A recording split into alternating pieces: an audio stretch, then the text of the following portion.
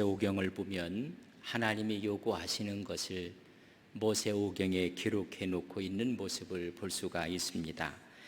신명기 10장 12절과 13절에 보면 이렇게 하나님이 요구하신다고 말씀합니다.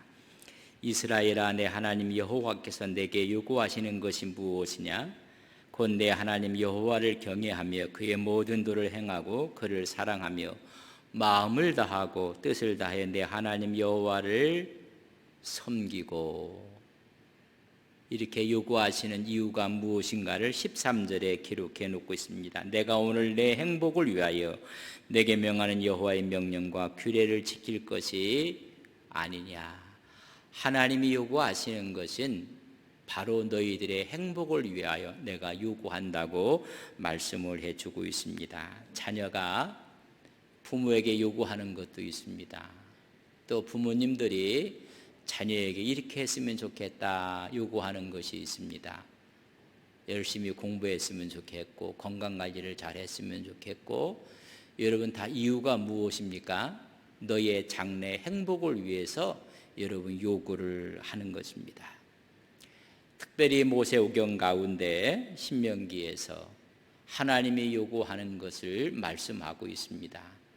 이들은 가나안 땅에 들어갈 것이고 그 가나안 땅에 들어가서 행복을 누려야 될 것입니다. 그러기 위해서는 여호와 하나님을 경외하라, 그 도를 행하라, 하나님을 사랑하라, 마음과 뜻을 다하여 하나님을 섬겨라, 하나님의 명령과 규례를 지켜라.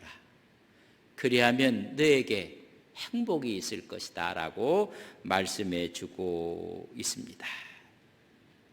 특별히 이 모세오경은 이스라엘 백성들이 애굽에서 종살이 하다가 하나님의 특별한 은혜와 은총으로 여러분 구원을 받게 됩니다. 그들은 가나안 땅에 들어갈 것이고 가나안 땅에 들어가서 행복을 누려야 될 사람들이었습니다. 그러나 그들이 가나안 땅에 들어가서 하나님의 요구하신 것을 여러분 잃어버리고 말았습니다. 행복해야 될 그들은 불행이 찾아오기 시작했습니다. 출애굽 연도를 우리는 주전 1446년 1월 15일 날 애굽에서 나오게 됩니다. 해방의 기쁨과 함께 그들은 하나님이 요구하시는 것만 잘 지켜 행하면 가나안 땅에서 행복을 누릴 수가 있었습니다. 그럼에도 불구하고 하나님의 요구를 그들은 다 잃어버리고 말았습니다. 하나님을 사랑하는 것이 아니라 물질을 사랑합니다. 하나님을 경외하는 것이 아니라 우상을 섬기게 됩니다. 하나님의 명령과 규례를 잃어버리고 말았습니다. 그래서 행복이 아니라 불행을 그들이 경험하게 되는 것입니다. 1446년 주전 그들이 출애굽하고 오늘 이 미가서가 쓰여질 때는 북쪽 이스라엘이 멸망하며 남쪽 유다도 죄 가운데 있었던 때였습니다. 주전 8세기경입니다. 특별히 아하스 왕이 주전 735년에서 715년 동안 나라를 다스렸을 때 북쪽은 베가, 마지막 왕 호세아에서 북쪽이 멸망을 받게 됩니다. 다시 말하면 출애굽 후 700년 지난 후에는 하나님의 말씀을 다 잃어버리고 말았다는 것입니다. 가나안에 들어가서 그들이 하나님 말씀을 순종했을 때 그들에게 은혜가 있었고 또 하나님 말씀을 지키지 않을 때는 이방인들에 의해서 하나님께서 인생 채찍을 드시기도 하셨습니다. 그런 와중에 700년이 지난 후 오늘 미가서는 분명하게 말씀하고 있는 것입니다. 하나님이 요구하는 모든 것을 다 잃어버리고 말았다는 것입니다. 미가서와 함께 그 당시에 선지자가 이사야였었고 아모스였고 미가였습니다. 주전 8세기 말의 예언자들입니다. 하나님의 백성이었던 그들은 정치적으로, 경제적으로, 사회적으로, 종교적으로 너무 힘든 상황이었습니다. 이유가 하나 있다면 하나님께서 요구하신 사항을 다 잃어버리고 말았습니다. 행복해야 될 그들은 불행의 연속이었습니다.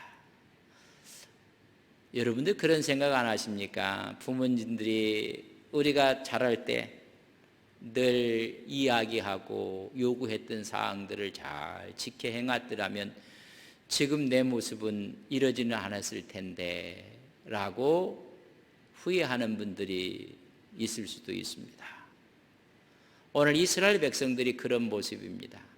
하나님께서 분명히 요구했던 걸 다 잃어버리고 그래서 죄악이 오히려 유다와 이스라엘에 가득 채워지게 되었습니다. 그것을 구체적으로 미가서는 이야기하는데 지도자들의 죄였습니다. 2장 1절에 보면 미가서 그들의 침상에서 죄를 꾀하며 악을 꾸미고 날이 밝으면 그 손에 힘이 있으므로 그것을 행하는 자는 화 있을진저. 지도자들이 하는 모든 일이 화를 불러일으키고 말았습니다. 오히려 죄를 꾸미고 그 죄를 시행하고 그랬던 모습이었습니다. 그들은 하나님이 원했던 걸 다 잃어버리고 말았습니다. 미가서 3장 2절과 3절에 보면 너희가 선을 미워하고 악을 기뻐하며 내 백성의 가죽을 벗기고 그 뼈에서 살을 뜯어 그들의 살을 먹으며 그 가죽을 벗기며 그 뼈를 꺾어 다지기를 냄비와 숯 가운데 남은 고기처럼 하는도다. 여러분, 지도자들이 악을 서슴지 않고 행하고 말았습니다. 그때 종교 지도자들은 하나님이 요구하는 걸 다 잃어버려서 미가서 3장 11절에 보면 그들의 제사장은 싹을 위하여 교훈하며 그들의 선지자는 돈을 위하여 점을 치면서도 여호와를 의뢰하여 이르기를 여호와께서 우리 중에 계시지 아니하냐 재앙이 우리에게 임하지 아니하리라 하는도다. 전부가 돈을 위해서 예언을 하고 있는 모습을 봅니다. 자기의 지위를 이용해서 이윤을 추구하고 뇌물을 받게 되는 것입니다. 돈을 위해서 예언하되 거짓 예언을 하는 것입니다. 하나님의 채찍이 그들의 문 앞에 와 있음에도 불구하고 하나님이 함께 하시니 우리는 안전하다. 우리는 아무 어려움이 없다. 재앙이 우리에게 임하지 않는다고 거짓 예언을 서슴지 않고 했습니다. 하나님 요구를 다 잃어버린 그 당시의 백성들은 2장 8절에 보면 근래에 내 백성이 원수같이 일어나서 전쟁을 피하여 평안히 지나가는 자들의 의복에서 겉옷을 벗겼다고 했습니다. 전부 다 원수같이 일어나서 오히려 다른 백성들을 강탈하고 빼앗고 이런 문화가 계속되어지고 말았습니다. 이들은 하나님의 뜻을, 하나님의 요구를 잃어버린 것입니다. 하나님의 계획도 잃어버리고 말았습니다. 미가서 4장 12절에 보면 그들이 여호와의 뜻을 알지 못하며 그의 계획을 깨닫지 못한 것이라.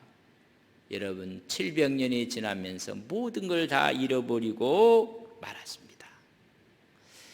인생이 살아가면서 하나님께서 정한 말씀을 늘 기억하며 그 말씀대로 따라갈 때 하나님은 너희 행복을 위해서 우리에게 말씀했던 그 말씀을 잃어버리고 만 것입니다. 어려움이 오고 환난이 오니까 그들은 생각한 것입니다. 그럼 하나님이 요구하는 것이 무엇이냐?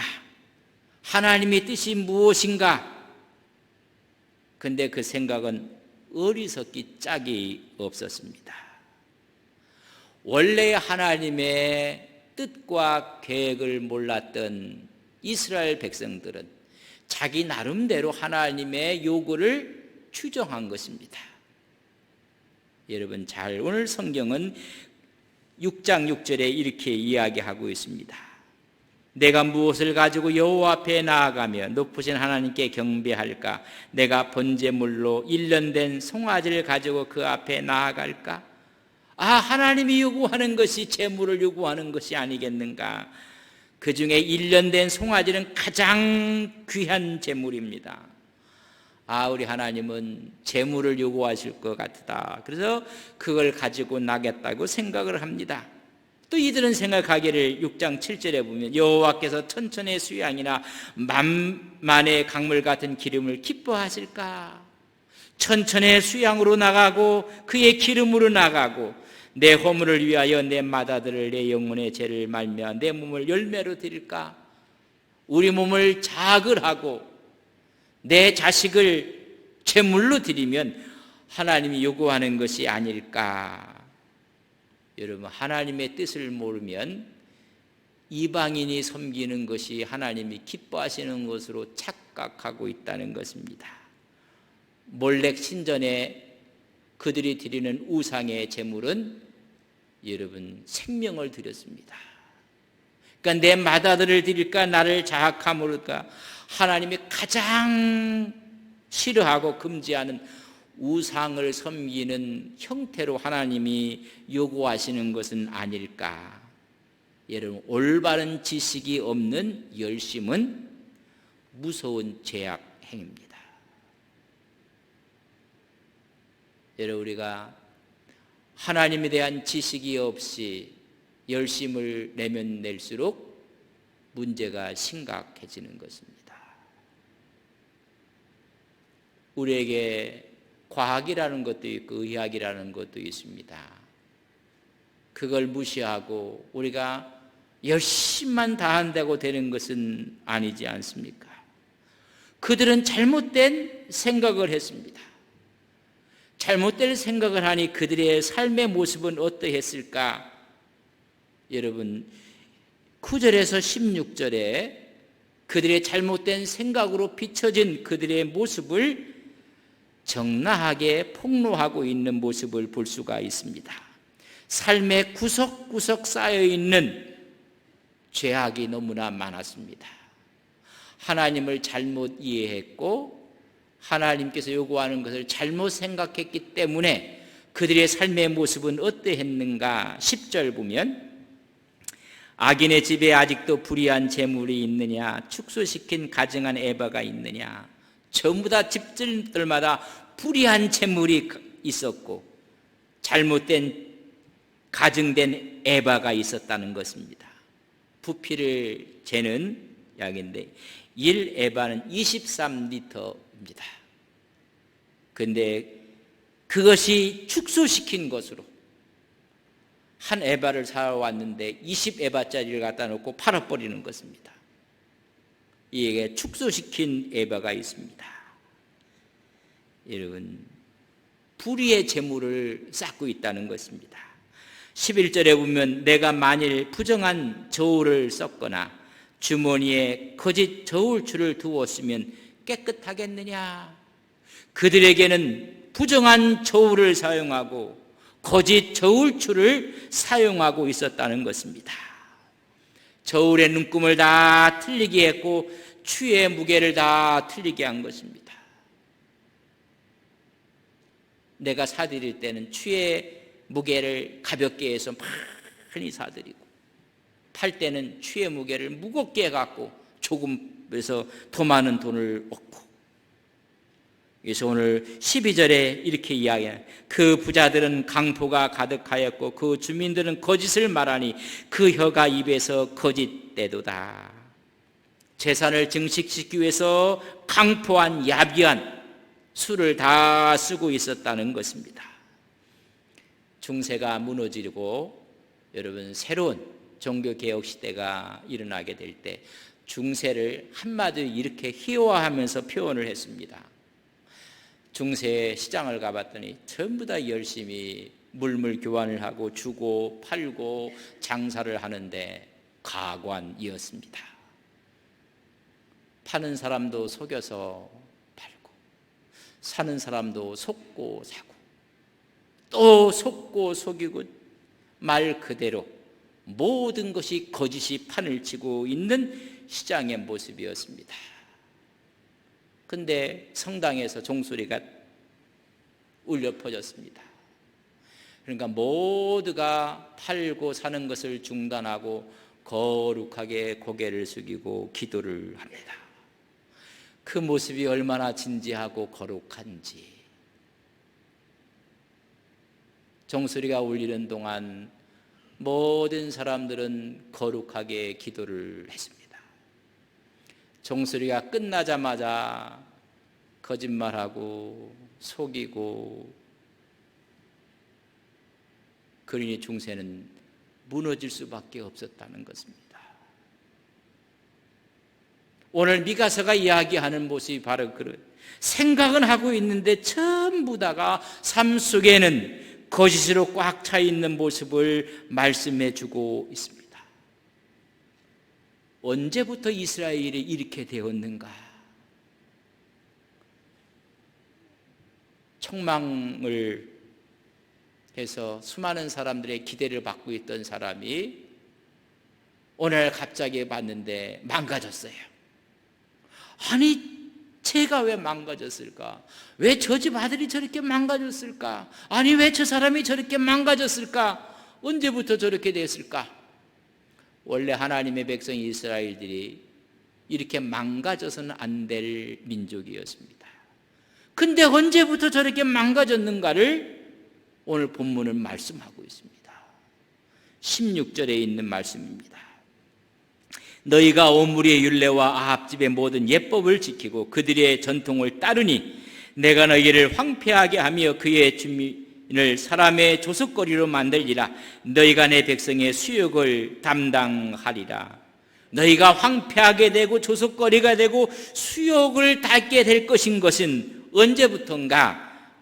오므리의 율례와 아합 집의 모든 예법을 지키고 따를 때부터였다고 분명히 16절에 말씀해 주고 있습니다. 그래서 조롱을 받게 되고 급기야는 멸망하고 말 것이니라. 여러분, 이 말씀을 정말 중요하게 생각을 하셔야 됩니다. 언제부터 이렇게 이스라엘이 타락했는가? 그것은 오므리 왕가 때부터라고 오늘 말씀하고 있는 것입니다. 오므리는 주전 885년에서 874년에 북이스라엘의 왕이 된 사람인데 이스라엘이 남북으로 갈라지고 북쪽에 늘 권력 투쟁이 벌어지게 되었습니다. 이런 권력 투쟁을 잠재우고 북이스라엘을 안정시킨 사람이 오므리입니다. 그 우리는 오므리 왕가라고 합니다. 이 오므리 다음에 그의 아들이 아합이, 여러분 기억하십니까? 그 못된 아합 왕, 아하시야, 요람, 네 번의 왕을 거쳐서 이 오므리가도 무너지고 맙니다. 근데 오늘 성서는 말하기를 오므리의 율례와 아합 집의 모든 예법을 지켰다. 다시 말하면 오므리의 율례와 아합의 예법을 지킬 때부터 여러분 무너지기 시작한 것입니다. 이들은 누군가? 이스라엘의 우상 숭배의 근거를 확실하게 만들고 그의 진원지로 만든 1등 공신이 오므리와 아합입니다. 하나님의 말씀을 보면 너무 가슴 아픕니다. 열왕기상 16장 25절을 보면 오므리가 여호와 보시기에 악을 행하되 그 전에 모든 사람보다 더욱 악하게 행하였다. 그 전에도 악이 있었지만은 이 오므리의 악에 비하면 여러분 그건 가벼웠다는 거죠. 그래서 오늘 성경은 분명히 그 근거를 말씀하고 있는 것입니다. 오므리의 율례와 아합 집의 예법을 지키고 따를 때부터 이미 망가지기 시작했다는 것입니다. 바로 이들은 우상 숭배와 폭정의 대명사입니다. 여러분 나봇의 포도원 기억하십니까? 여러분 강탈하는 것입니다. 아니 죽이는 것입니다. 그리고 자기 것으로 만들어 버리는 것입니다. 우상 숭배와 폭정의 진원지가 되고 말았습니다. 오므리의 율례와 아합 집의 예법을 지키고 따름으로 말미암아 북쪽은 멸망합니다. 가슴 아픈 이야기는 남쪽 유다도 그것을 따라가고 있다는 것입니다. 오므리와가 왕으로 있다가 죽은 후에 미가서의 시대는 150년이 지납니다. 여러분, 150년 전 거슬러 올라가 보았더니 그 뿌리가 오므리의 율례와 아합의 예법이었다는 것입니다. 우리는 하나님의 율례와 하나님의 예법을 지켜야 되는 하나님의 종인 것을 믿습니다. 그런데 오므리의 율법과 아합의 예법을 지키고 말았습니다. 하나님의 율례와 하나님의 예법은 하나님의 중심이 되는 것인데 오므리의 율례와 아합의 예법은 사람이 중심이 되는 것입니다. 강포하고 강탈하고 세속적이고 세상적이고 물량적이고 만문적인 예법을 따르고 말았습니다. 오늘 우리의 신앙생활 하면서 하나님의 율례와 하나님의 예법을 따르고 지키는 믿음의 귀한 종들이 되시기를 바랍니다. 나도 모르는 사이에 오므리의 율례와 아합의 예법이 전부 다가 세상적이고 세속적이고 물질적인 것입니다. 오늘 그 근거를 이야기해 주고 있습니다. 이렇게 잘못된 모습을 갖고 나서 1년 된 송아지를 하나님이 요구하시는 것이 아닌가? 천천의 수양을 요구하시는 것은 아닌가? 아니, 내 맏아들을 제물로 드리는 것을 요구하지 않는가? 전부 다 하나님의 뜻을 오용하고 잘못 알고 있는 것입니다. 하나님이 기뻐하지 않는다는 것입니다. 미가랑 이사야서는 같은 시대의 예언자였습니다. 이사야서를 보면 더 분명히 말씀해 주고 있습니다. 이사야 1장 11절에 보면 여호와께서 말씀하시되 너희가 무수한 재물이 내게 무엇이 유익하뇨? 나는 수양의 번제와 살찐 짐승의 기름에 배불렀고 나는 숫송아지나 어린 양이나 수점수의 피를 기뻐하지 아니하노라. 여러분, 미가서도 하나님이 숫송아지를 좋아하실까? 요구하실까? 아니면 맏아들의 피를 요구하시는 것인가? 천천의 수양을 요구하시는 것인가? 하나님 기뻐하지 않는다고 했습니다. 13절 이사야 1장 13절은 헛된 재물을 다시 가져오지 말라. 분향은 내가 가증히 여기는 바요. 월삭과 안식일과 대회로 모이는 것도 그러하니 성회와 아울러 악을 행하는 것을 내가 견디지 못하겠노라. 그들이 모여들면 모여들수록 악을 행한다는 것입니다. 헛된 재물을 다시 가져오지 말라. 가증한 것이라. 성회로 모이는 것도 내가 견디지 못하겠노라. 오늘 우리 시대의 표현을 하면 너희들이 집회로 모이는 것도 내가 견딜 수 없다. 아니, 기도회로 모이고 집회로 모이고 부흥회로 모이는 것도 내가 견딜 수가 없다.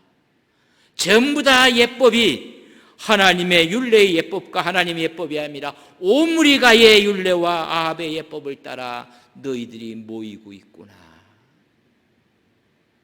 여러분, 가슴을 치는 모습을 볼 수가 있습니다. 이사야 1장 12절에 보면 너희가 내 앞에 보이러 오니 이것을 누가 너희에게 요구하였느냐? 내 마당만 밟을 뿐이니라. 하나님과는 아무 관계가 없는 모습으로 하나님 앞에 왔다 가고 있구나. 하나님이 요구하지 않는 것을 하나님이 요구하는 것처럼 형식주의요 외식주의요 다 이것이 오므리의 율례와 아합의 예법인 것을 아셔야 합니다. 우리는 정말 하나님 앞에 영과 진리로 나가는 하나님의 율례와 하나님의 예법으로 주님 앞에 나가시는 믿음의 거룩한 종들 되시기를 바랍니다. 그런 하나님이 요구하시는 것이 무엇인가? 성경은 우리에게 분명히 말씀해 주고 있습니다. 미가서 6장 8절입니다. 사람아, 주께서 선한 것이 무엇임을 내게 보여주셨나니 여호와께서 내게 구하는 것은, 내게 요구하는 것은 오직 정의를 행하며 인자를 사랑하며 겸손하게 내 하나님과 함께 행하는 것이 아니냐. 여러분 6장 8절에 세 가지를 요구하신다고 말씀해 주고 있습니다. 그 첫 번째는 하나님이 요구하시는 것은 정의, 오직 정의를 행하는 것을 요구하신다는 것입니다. 하나님의 성품은 공의와 정의로우신 분입니다. 그 성품을 본받아 하나님 앞에서 올바른 믿음의 삶을 살기를 원하시는 것입니다. 하나님이 원하는 것이 있습니다. 정의였습니다.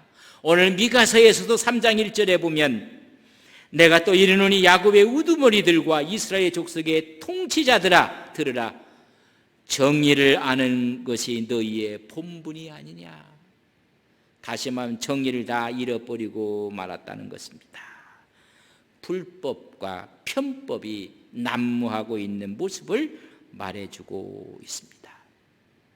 공의와 정의는 같은 의미로 쓰이겠지만 우리가 다르게 이야기를 할 수가 있습니다. 왜냐하면 히브리 단어가 틀립니다. 공의는 체닥하라는 단어를 썼습니다. 하나님께서 선하다고 인정하는 것이 공의입니다. 하나님이 선하십니다. 미스파트라는 정의를 썼는데 사람들이 살아가는 모든 과정에서 공정하게 실현되는 것이 정의입니다. 그렇다면 우리는 잠언 21장 3절의 말씀을 통해 더 이 말씀이 와닿습니다. 공의와 정의를 행하는 것은 제사 드리는 것보다 여호와께서 기쁘게 여기시느니라. 여러분, 불법과 잘못된 불의로 인해서 형제와 혐의진 일이 있는 사람들은 예물을 드리다가 그걸 먼저 중지하고 먼저 가서 화해해서 정의를 세우고 와서 예물을 드리는 것이 좋다고 우리 주님은 말씀하고 있습니다. 이걸 맥락을 같이 해서 우리에게 주시는 말씀은 사무엘상 15장 22절의 말씀입니다. 사무엘이 이르되 여호와께서 번제와 다른 제사를 그의 목소리를 청종하는 것을 좋아하신 같이 좋아하시겠나이까. 순종이 제사보다 낫고 듣는 것이 수양의 기름보다 낫다고 말씀해 주고 있습니다. 우리에게 요구하는 것이 정의입니다. 거짓이 아니라, 불법이 아니라 하나님은 옳은 것을 요구하십니다. 하나님이 요구하시는 두 번째는 사랑입니다. 인자를 사랑하라는 것입니다. 인자라는 얘기는 헤사디는 위에 있는 사람이 아래 사람에게 베푸는 모든 친절, 자비의 행위를 인자라고 이야기를 합니다. 하나님 무한하시게 인자하신 분입니다. 그걸 우리에게 베풀어 주면서 너도 다른 사람을 사랑하라고 말씀해 주고 있습니다. 하나님이 요구하시는 것은 사랑입니다. 우리 주님께서 이것을 하나님을 사랑하고 이웃을 사랑하는 것으로 말씀하고 있습니다. 여러분, 우리 하나님을 사랑하며 우리와 함께하는 우리의 동역자들을, 믿음의 사람을 사랑하는 것입니다. 아덴에 있던 플라톤에게 어떤 한 청년이 찾아와서 이렇게 묻고 또한 제자가 되기를 강청을 하게 됩니다. 이 청년은 말하기를 그동안 수많은 유명한 사람들을 찾아다녔지만은 스승을 만나지 못했다는 것입니다. 그러며 하는 말이 배울 것이 없었습니다. 이제야 스승을 만났습니다. 당신의 제자가 되고 싶다고 청년은 이야기를 합니다. 그때 플라톤이 이렇게 이야기를 합니다. 이제까지 어느 스승을 사랑해 본 적이 있습니까? 여러분, 이 청년은 한 번도 스승을 사랑의 마음으로 대한 적이 없는 것입니다. 이야기합니다. 플라톤이 사랑하는 마음이 없다면 어떤 스승으로부터도 지식을 배울 수가 없다. 참으로 중요한 말씀입니다. 사랑하는 마음이 없으면 여러분 어느 것도 배울 수가 없는 것입니다. 우리 크리스찬들은 하나님을 사랑하고 나서야 하나님의 뜻을 알 수가 있습니다. 하나님을 사랑해야만 그의 계명을 지킬 수가 있습니다. 하나님을 사랑하고야 그 말씀의 심오함을 깨달을 수가 있는 것입니다. 우리가 주님을 사랑해야만 제자의 삶을 살 수가 있습니다. 사랑하지 않고는 아무것도 얻을 수가 없고 받을 수도 없고 배울 수도 없습니다.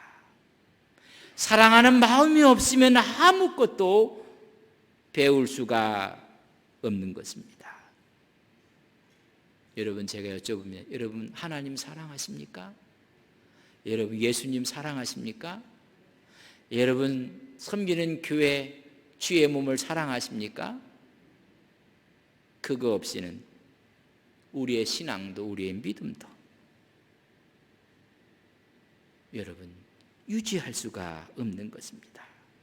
사랑이 없으면 아무것도 아니라고 이야기합니다. 우리가 너무나 잘 알고 있는 로마서 13장 1절에 3절에 보면 내가 사람의 방언과 천사의 말을 할지라도 사랑이 없으면 소리나는 구리와 울리는 꽹과리가 되고. 방언을 합니까? 천사의 말을 합니까?